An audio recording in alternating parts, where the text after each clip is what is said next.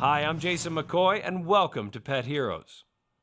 Pet lovers know how their animal companions can enrich their day-to-day lives, but what about long-term? We look at the incredible stories of two special canines who made a lasting impact in the lives of those they touched.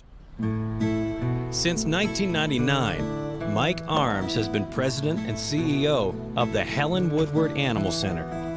But the welfare of four-legged creatures wasn't always on his radar. I grew up on a farm in Kentucky. I had no interest in working with animals, that I am in the business of saving orphaned animals. This is my product. They're very special to me, and I spend my life marketing them, promoting them, and giving them a second chance in life. So I'm in the business of saving lives. Mike's remarkable story begins in New York City in the late 1960s. When I was done with school, I decided I want to go where the money is, and I went to New York, and I went to an employment agency. And the fellow that was giving me the interview said, well, you're from Kentucky, you must like animals. So I said, animals are okay, I would never hurt one, but let's get on with this interview. And he said, how would you like to work for the ASPCA? It's a place that takes care of unwanted, mistreated, abused, and neglected animals. I said, I have no interest in that. They said, well, it'll look good on your resume that you got involved in something so large at such a young age. It'll be a great stepping stone for you. So he convinced me. But if Mike was reluctant at first, he soon becomes entirely discouraged. His career in animal protection services proves a nightmare. It wasn't for me. In 7 months, I lost 25 pounds. I couldn't eat, I couldn't sleep. I was tormented by what I was witnessing. At that time, that organization was killing 140,000 animals a year, and there was no discrimination. It made no difference. It was the cutest 8-week-old puppy, 8-week-old kitten, the most magnificent golden retriever, Siamese cat. It made no difference. The holding period was 24 hours. If nobody adopted the animal or claimed the animal in 24 hours, they were killed. That's what we were doing to these beautiful animals that mankind says they love so much.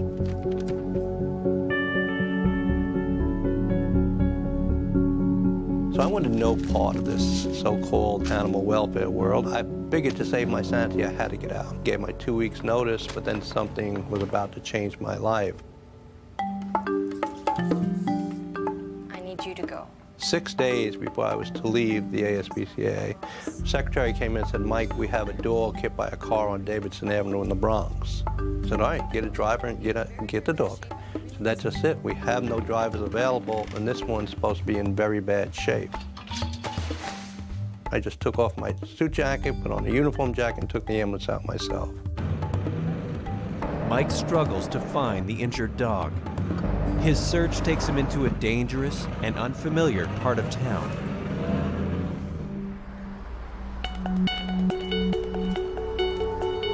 When I got to Davidson Avenue, this little tan and black terrier mix was laying in the street, but he was bent almost backwards in half.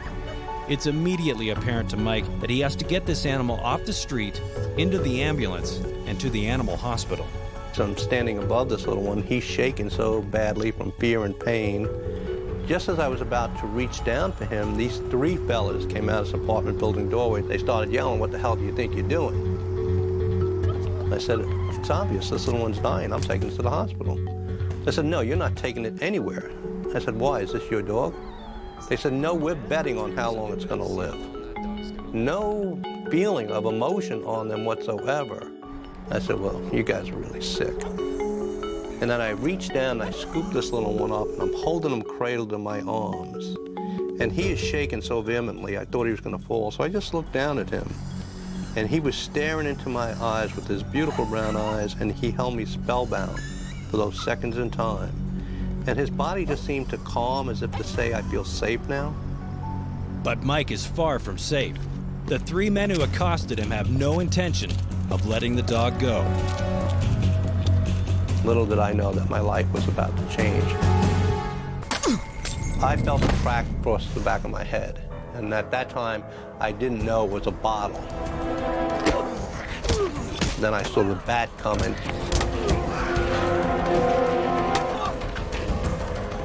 And then when I saw the knives, and I actually saw one sticking out of my leg, and I thought I was going to die. This was it. This was the end of my life, right then and there.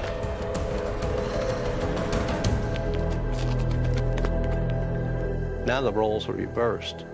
I'm the one lying dying in the street that day.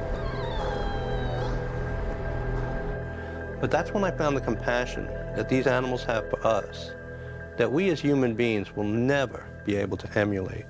Wendy Mcclellan, a doctor of veterinary medicine, offers her unique perspective on animal behavior. A bond can form so quickly. Just like with people, a small act of kindness can go a long way. And that act of kindness was obviously felt by this dog towards Mike.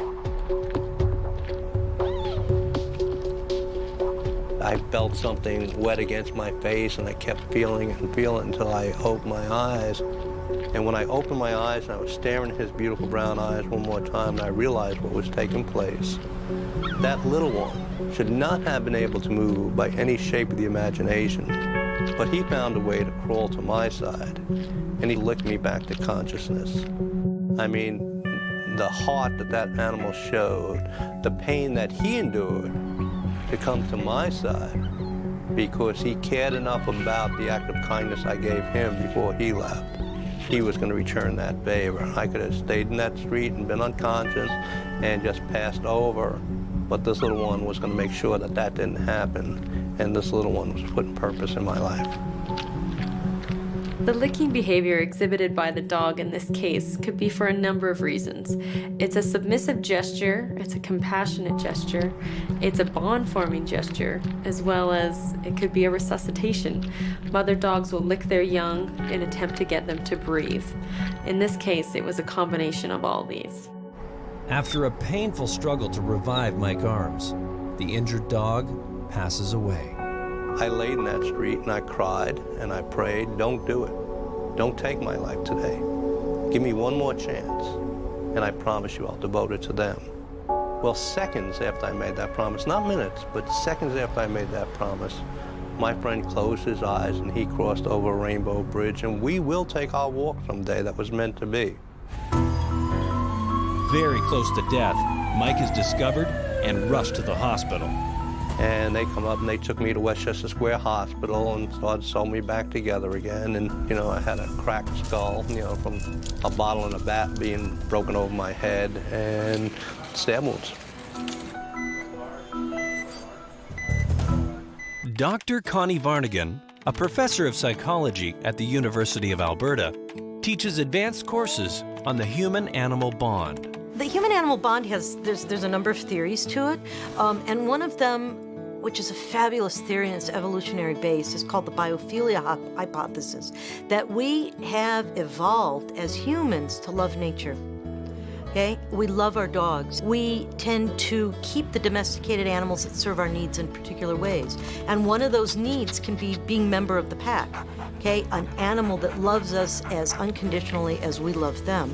So maybe animals also respond within the biophilia theory that they have evolved to love us as well.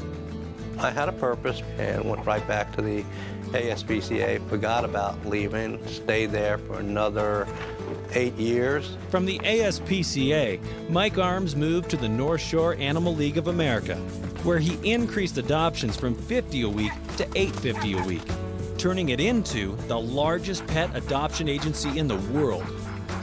And then that wasn't enough for me. Then I decided to help organizations around the country. And then that career path led me here to this center, where I decided that this will be my last stop. See how they bounce right back. She was just spayed yesterday. At the Helen Woodward Animal Center, Mike has initiated programs and pet therapy sessions to aid in the adoption of thousands of pets. From the IAMS Home for the Holidays program to Animal Shelter Education Services, or ACES, their successes are shared with animal shelters from around the globe. And so we look at things differently. I tell them, don't put one kitten in a cage, don't put 3 kittens in a cage, put 2 kittens in a cage, and give them names: Peanut Butter and Jelly, Peaches and Cream, Bonnie and Clyde. So when the families come in, they take Peanut Butter out of the cage And then Jelly just looks so sad. Well, they can't leave it behind. So they'll adopt the 2 of them. So it'll increase your pet adoptions by 10% overall.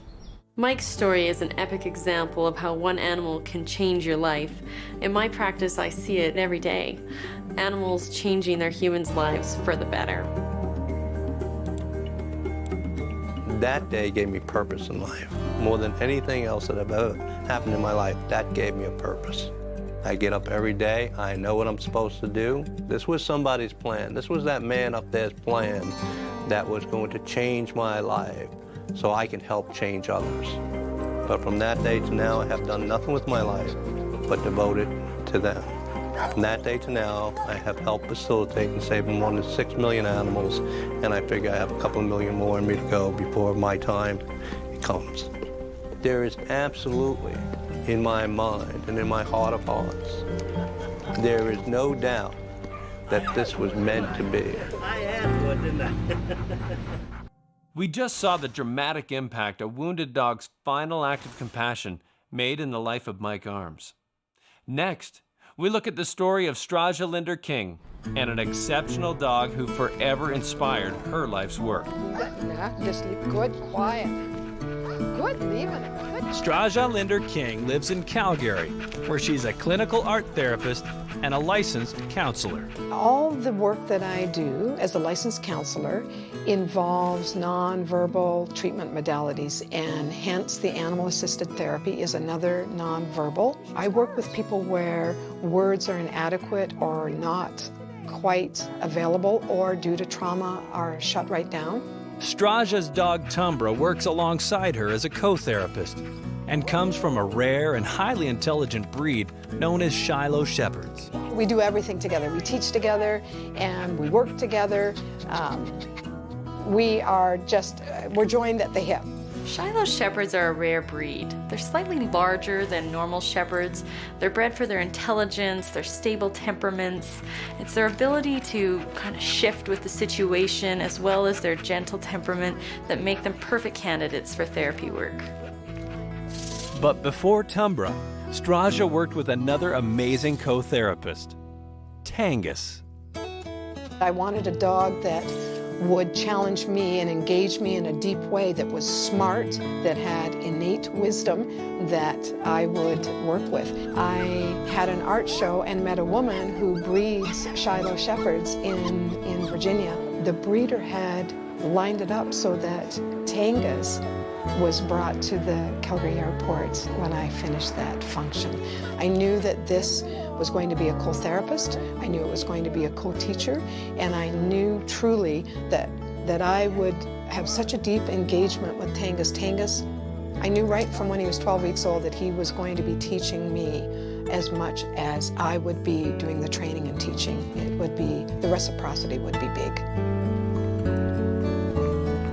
Tangus had such a presence. It didn't matter where I went. Everybody would just stop. Everybody came and circled around him. And you can't train that. He works with right through from little children, preschoolers, right up to the frail elderly. And it is a way to express and to start a dialogue that is very difficult to do between people. Animals have their own innate gifts that help open that up. Retired nurse Kathy Gates recalls her time with Tangus. Well, I had seen pet therapy when I worked in inpatient mental health. People would bring their pets in and I could see how patients would respond to that. So I definitely wasn't skeptical. My work with Straja began when I had a client from the community go into a designated assisted living facility, very ill, would retreat, become isolated, wouldn't engage with other residents. My first impression was I wondered how this dog was going to work with people. And the connection that the dog had with the adults, it took them into their own world with him. The success that dogs have doing therapy work can be attributed to the fact that they have a natural calming influence on people. By petting dogs, it lowers your blood pressure, making you feel more relaxed, lowers that nasty stress hormone cortisol, leaving you feeling calm and more open. Dr. Connie Varnigan's research helps us further understand the incredible connection we have with dogs. Dogs are so attuned to people. So we don't share many genes with a dog, right? But we share a ton of genes with a chimpanzee, okay? So you would think that if we are, say, yawning in front of a chimpanzee, the chimpanzee's gonna yawn. Because as humans, if I yawn to you, you're gonna yawn back at me. Okay, chimps don't care. Okay, if we point in the same direction, in one direction, you'd think a chimpanzee is gonna look at it. Not at all. If you yawn at a dog, he'll yawn. If you point in a direction, the dog will look in that direction. So dogs are so attuned to what humans are doing.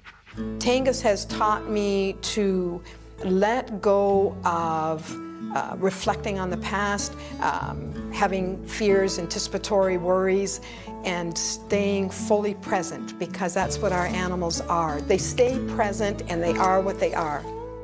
Us two-leggeds carry a lot of baggage, and dogs go, hey, all we have is right now. So patience, tolerance, unconditional love, safe touch, tactile qualities. Oh my gosh, I could go on and on and on.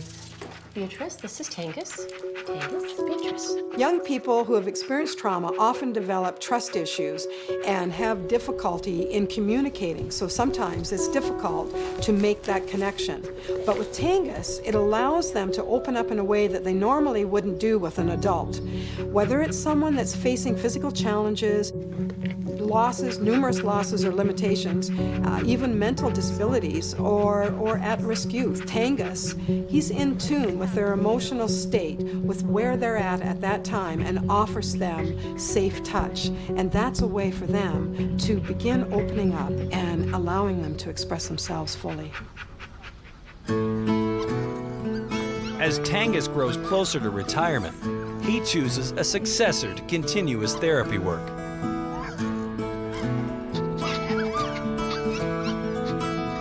Tangus got to see 2 litters, 22 puppies, and Tumbra is who he came home with. They were inseparable. Tangus was really a guide for Tumbra. I noticed that he was the strength in the relationship, and Tumbra would watch. You could see him watching very intently. You could see him following, trying to do what Tangus was doing.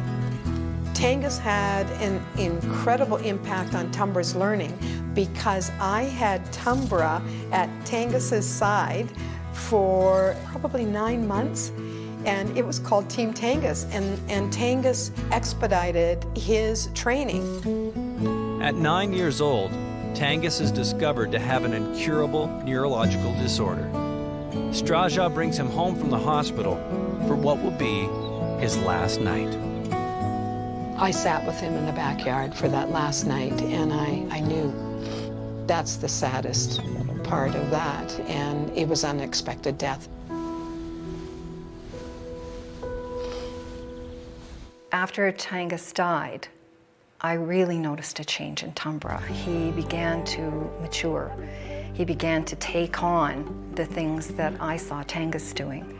And I've been quite amazed at how much he's grown in the time that I now have spent with him, in the work that he's done. Anna, do you want to read? In the reading program that Straja and Tumbra do, it's a group of children who come from various cultures. Some of them are quite calm, shy. Some of them are extremely anxious. Some have behavioral issues. And when they come in immediately, they are just drawn to the dog. He has an ability to have a whispering ear. He has one ear up and one ear down. And the children are allowed to come up, greet Tumbra. They can whisper a secret in his ear. For some of the children, it's an ability to release something that has been penned up within them. And they know that the dog will keep the secret. And they feel safe in being able to lift up his ear and whisper their secret. The greatest gift now is the fact that Tangus passed his teachings on to Tumbra. Tangus has irrevocably, truly changed the way that I counsel and the way that I interact with people. He's indelibly marked my soul so that my engagement with animals will be lifelong. Through Tumbra, Straja Linder-King continues the animal-assisted therapy work she started with Tangus. And Mike Arms remains dedicated to finding homes for animals, thanks to the compassionate act of one dying stray. Their work continues to enrich the lives of countless others due to the connection they shared with two special animals that will always be remembered as pet heroes.